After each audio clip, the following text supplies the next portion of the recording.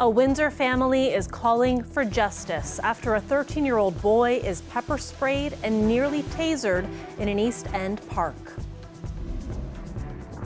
Students at St. Joe's return to in-class learning after a COVID-19 outbreak at the school. Vaccinations are now offered on site for teens who want them. A live look, finally some sunshine for this Friday evening. We've got temperatures around the 20-degree mark. Nick Srnkovic will be here later in the program for a look at the forecast for the weekend and into next week. Good evening, I'm Katerina Georgieva. Thanks for watching.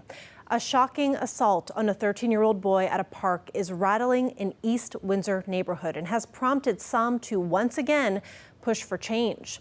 The CBC's Jason Vio spoke with the boy's father and joins us now live with more from the park where it happened. Jason, talk us through this.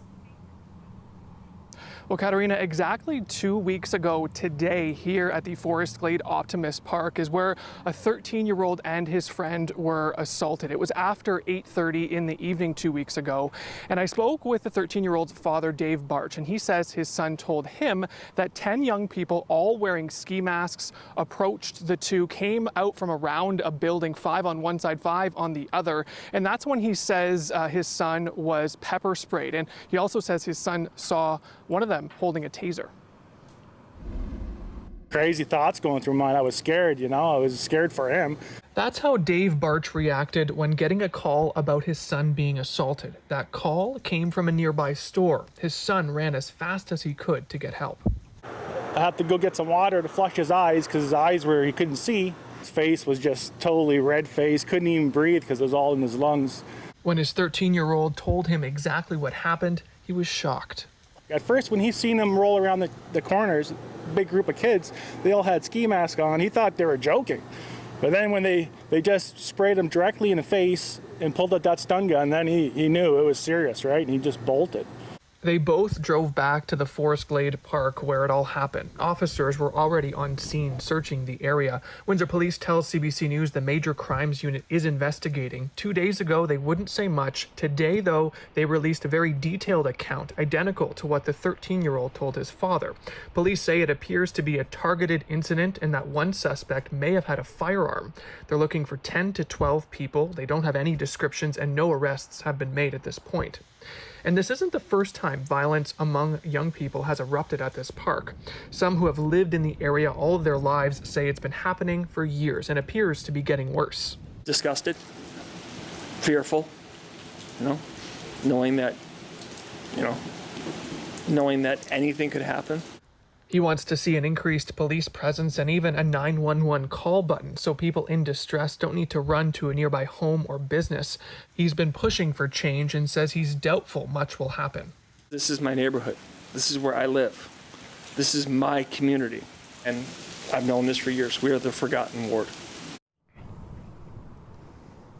Now, as for Dave Barch, the father in that story, he says his 13-year-old son is understandably pretty shaken up by all of this. He says they won't let him come back here for a little while, and they say they've reduced his curfew to help keep him a bit safer. He also says there are some things that he feels can be done at this park to help improve the safety for young people, especially at nighttime. He says having more lighting, an increased police presence, and even security cameras would help too, he says. Katerina.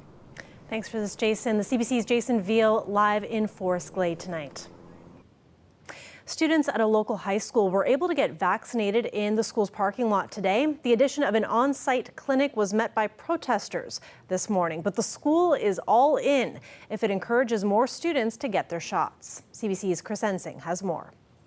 Students at St. Joseph's Catholic High School are happy to be back, returning after a COVID-19 outbreak sent everyone home last week. We were online until, I'm pretty sure, yesterday.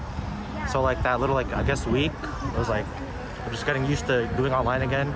I didn't like it, to be honest.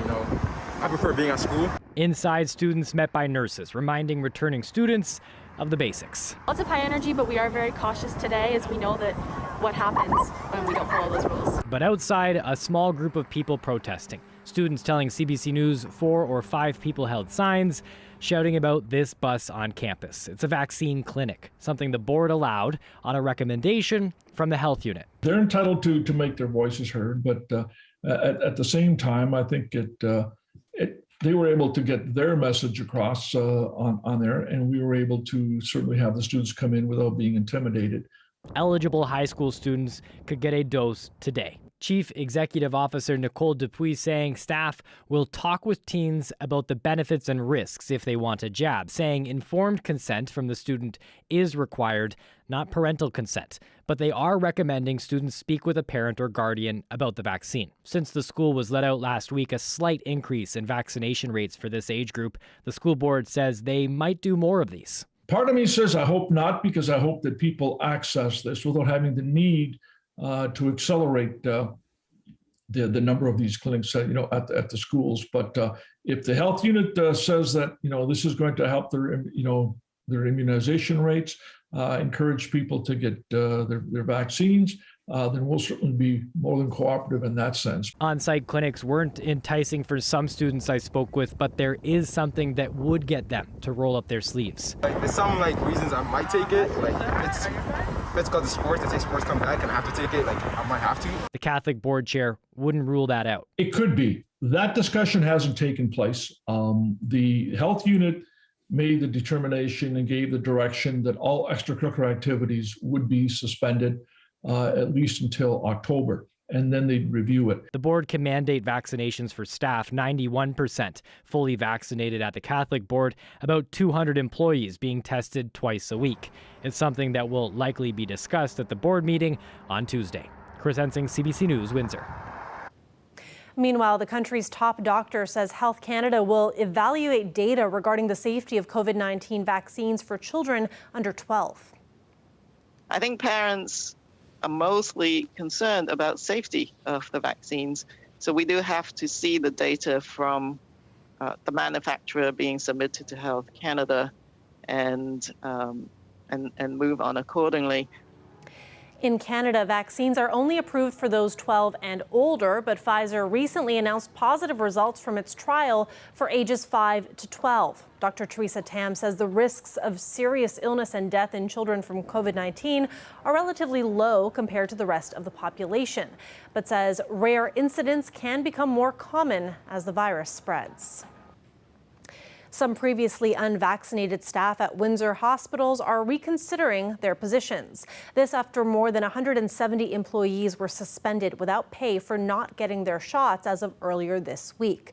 Windsor Regional Hospital says that as of this morning, 21 of the suspended workers have gotten the vaccine and have returned to work, and that several others are in the process of getting vaccinated. Hotel Dieu Grace Healthcare previously reported that 32 workers at their facility were suspended without pay. Today, that number decreased by 2. Workers at that hospital have until October 6th to get the vaccination or face termination. Workers at Windsor Regional have until the 7th. Let's focus in on what's happening with COVID in our region now. 33 new cases in Windsor, Essex. That means we've got 302 active cases in the region. That number has been on the decline, but more than 60% of these cases do involve variants of concern. 19 people are in hospital. There are also multiple outbreaks in the region. 14 workplaces, 3 long-term care or retirement homes, 2 outbreaks in the community, and 7 schools. We now know exactly how much the Ford government spent in the last fiscal year, including how much was devoted to its COVID-19 response. New figures show the government spent billions less than it budgeted. Queen's Park reporter Mike Crawley has the details. Every year at this time, the province releases what's called the public accounts, a detailed list of government revenues and expenses. Queen's Park's annual number crunching does not ordinarily warrant a news conference. Of course, last year was anything but ordinary. As the Premier has made clear, we will not spare any expense when it comes to protecting the health and safety of the people of Ontario. Today's figures reveal the Ford government actually spent $5.6 billion less than it budgeted for the fiscal year that ended in March. The finance minister insists Ontarians were not shortchanged. Whether it was for hospitals or was for public health, for testing, the vaccine rollout, for our staff, for the municipalities, the money was there. And really our job, put it in different terms, Our job is to make sure that there's enough water in the fire trucks as they deal with the many fires that you have to deal with in a pandemic. Why did the government spend billions less than budgeted in a year that brought COVID-19? The official explanation is that the third wave peaked later than anticipated, so money went out after the fiscal year ended. The opposition isn't buying it. We could have saved lives and we could have prevented a brutal third lockdown like we had here in Ontario. So I would say that Doug Ford had the money, he had the resources, and he chose not to help Ontarians get through a brutal third wave. Spending less than planned leaves the province's books looking better than expected. Only a few months ago, the government pegged the deficit upwards of $38 billion. Turns out it wasn't even half that. Every province is dealing with a lot of uncertainty and volatility in the numbers. Corporate tax revenue actually jumped 15% over the previous year. That's a sign that despite the pandemic, corporate profits were pretty healthy. All told, Ontario spent some $19 billion on its COVID response. About 40% of that came from the federal government. Mike Crawley, CBC News, Toronto. A local chef has cooked himself up a major following on YouTube. Young Man Cooking is a few years in the making, and the man behind it has dabbled in many careers, from music to teaching to a food product business. And now he's thriving on the internet. Lei Ho Ma, that's how's it going in Cantonese. I'm Will Young. Welcome to my channel where I help you cook with confidence. I host a cooking show on YouTube, and I'm just some random guy on YouTube. On today's cheap but fancy menu, an amazing vegan Alfredo you can make with less than $2. On the show, I do say that I'm not vegan. I would say I'm more plant-based, and plant-based recipes actually gets me very curious, and it feels almost like a challenge. It's kind of like making creamy Alfredo. Well, how can you make creamy Alfredo without using dairy? Well, there is a way, and after you make it, and you see actually how amazing the same mouthfeel and textures and the flavors, and it's like, wow, this is really cool. So it kind of gets that ball rolling, the momentum of like, I want to make more of these kind of recipes. 咦，點解冇咗個辣椒油嘅？幾咁奇怪㗎？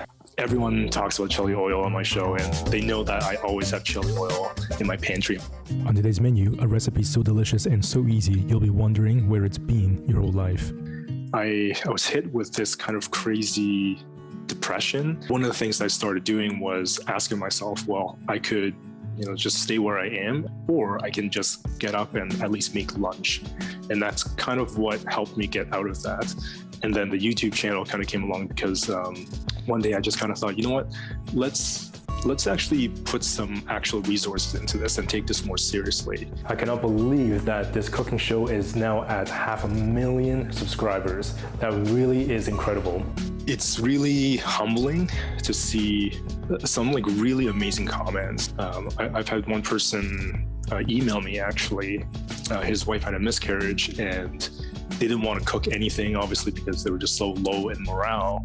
But they ended up making one of the recipes in the ramen book, which is like the 15-minute noodle recipe. They were just telling me in their message how this completely just lifted them up so much. Even though it's just a cooking show about food or cooking, it goes beyond just the food that we do on the show. The goal really is to increase reach, being able to add more value to more people. So the more people we can reach, the more people that can try these recipes and hopefully could change their life. Can you believe how quick that was to put this amazing dish together? Look at that. Turning now to international news, where there's been a major development in the case of Meng Wanzhou. The Huawei executive could be heading home to China soon after spending nearly 3 years under house arrest in Vancouver. Today, she reached a deal with U.S. authorities who had been seeking her extradition. She agreed to a deferred prosecution on fraud charges, and the U.S. said it would drop its extradition request. A few hours later, a court in BC formally stopped proceedings. CBC's Marina von Stackelberg has more on this development and what it might mean for 2 Canadians detained in China. Morning, everyone. The release of Meng Wanzhou from house arrest could set in motion the release of 2 Canadians imprisoned in China. Hopefully, it will take just a few weeks to resolve everything, and they will be back in Canada. Canada arrested Meng at the Vancouver airport in December 2018. The United States wanted her extradited on fraud charges. There were allegations she had lied, that a subsidiary of her company, Huawei, had violated economic sanctions against Iran. Days later, China detained 2 Canadians, Michael Spavor and Michael Kovrig. The pair were charged with espionage. This is about 2 Canadians, 2 innocent individuals. Known as the 2 Michaels, they have been in prison for more than 1,000 days. Their detention has widely been seen as retaliation by China. So settling Meng's court case could also free the 2 men. In some respects, this sets a kind of a dangerous precedent where, hostage taking by a foreign power here has resulted in the at least the Department of Justice, caving in to demands made by the Chinese government. But this could also mark a new phase in the difficult relationship between the Canadian and Chinese governments. I think Canada, as well as along with other Western democracies, should really think very hard about how do we effectively deal with China from this point onwards. And the 2 Michael's case is an important case that demonstrates that we cannot afford to be reactive anymore. Experts say Canada and the United States will continue to have a strained relationship with China. But resolving Meng's criminal case is in the best interest of everyone, especially if it improves the relationship on international issues like climate change and trade. Marina von Stackelberg, CBC News, Ottawa.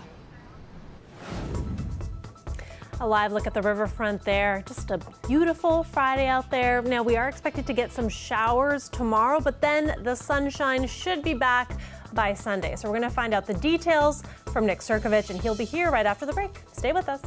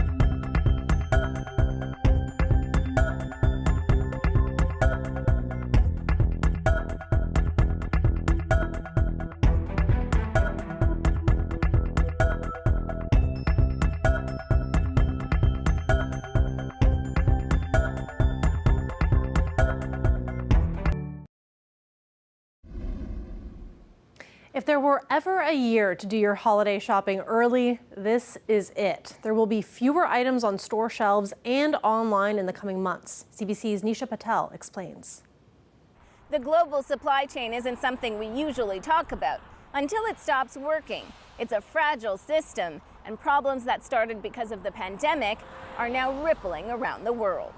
Factories across Asia have seen shutdowns related to COVID-19. There aren't enough workers to load and unload the shipping containers, causing huge backlogs of ships stuck at ports, meaning all those toys meant for store shelves are stuck too. Industry experts say consumers will have to act fast to grab the hottest items. As some of those items are going to sell out even faster, they're going to be replenished even slower, they're going to be harder to find. The supply issues could last for months and aren't limited to toys.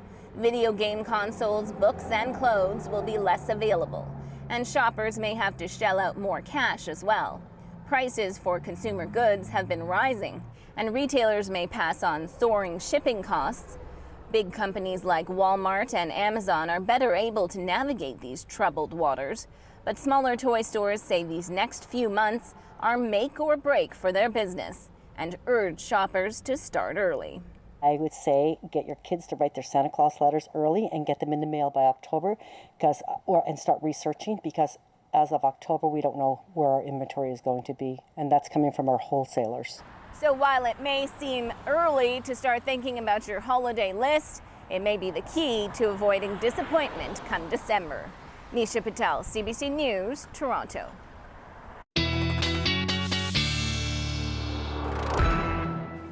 Nick Cirkovich is here now for a look at our weather forecast. Nick, now after a very gloomy, wet week, a lot of folks out here are rejoicing at the sunshine today. But just for a day, because we got rain on the way for tomorrow. Yes. You know what? It's not going to be a lot of rain. It's not going to be like the rain that we've seen over this past week, but certainly some more rain showers in the forecast to kick off the weekend. Now, that being said, let's talk about today. Lots in the way of sunshine, highs to 22 degrees. That's where we're sitting right now. There's a look at the current temperatures across the region in terms of the cloud cover. Most of it actually off toward the east. So we had some good sunshine down towards southwestern Ontario, and that helped to bump the temperatures up as well. Now we have to talk about the rainfall. As we move through tomorrow morning, this system is pushing through. This takes us through till Saturday morning. So it looks like mostly a morning event down around Windsor, slides through, and then by the time we hit sort of late morning into the noon hour, it moves through the Windsor area. By sort of mid-afternoon, it's pushing out toward London and the Golden Horseshoe, and then it sweeps across. We'll still see some lingering cloud cover, and behind it, the risk for a few spotty showers. Sunday generally not looking too bad, although with Sunday, that being said, mix of sun and cloud down around the Windsor area, a bit more in the way of cloud cover and the risk of showers up toward Sarnia and Goderich. But we will see at least some good sunshine in there on Sunday morning.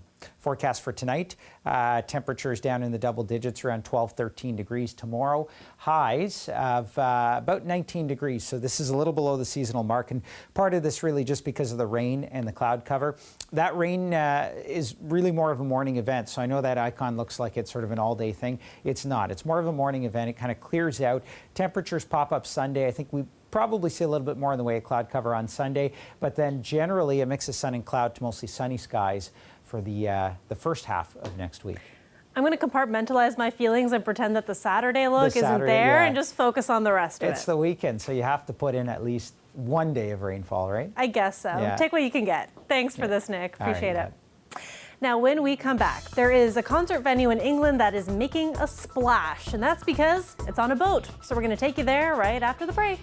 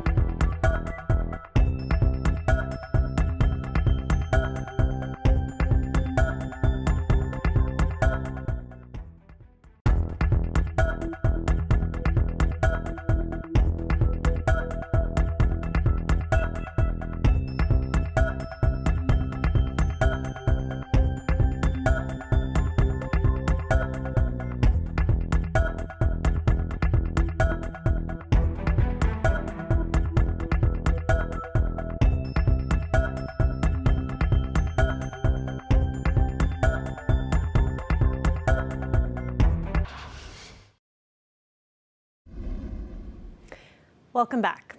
Let's say you're walking next to a canal just outside of London, England, and you happen across a boat. It's lazily drifting down a river with music softly playing in the background. That is not your mind playing tricks on you. You're about to meet the Piano Boat. It's a floating concert venue that offers its audience a moving experience. This is the Piano Boat, which is the only canal boat of its kind. It was built to our specifications as a floating concert venue, and here we give musical experiences for people on the canals. I think the whole intimacy of it, really sharing the musical moments, and for me to actually talk about the thoughts without having to use a microphone or shout at the top of my voice, it's a really different experience. And to be able to talk to people who are there afterwards is also great. I suppose the balance with actually having the very few people to be able to share the space is great. It's more crafting the music, I think, because every little detail would really be there to share.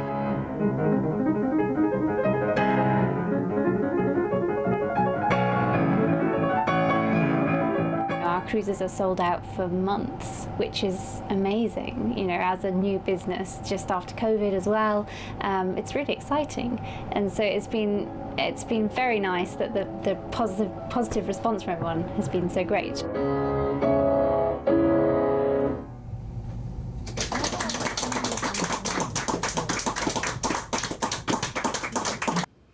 I love that so much. I think somebody should really pitch that for the Detroit River. We're walking down the river and we get to hear some piano in the background. That would be lovely. That is it for CBC Windsor News. For news anytime, you can go to our website, cbc.ca/Windsor. That's when you can read up more on that Forest Glade story from Jason Veal. You can find that there. And we're on social media as well. You can find us on Facebook, Instagram, and Twitter. The Rick Mercer Report is up next. And have a great night and also a wonderful weekend. Goodbye.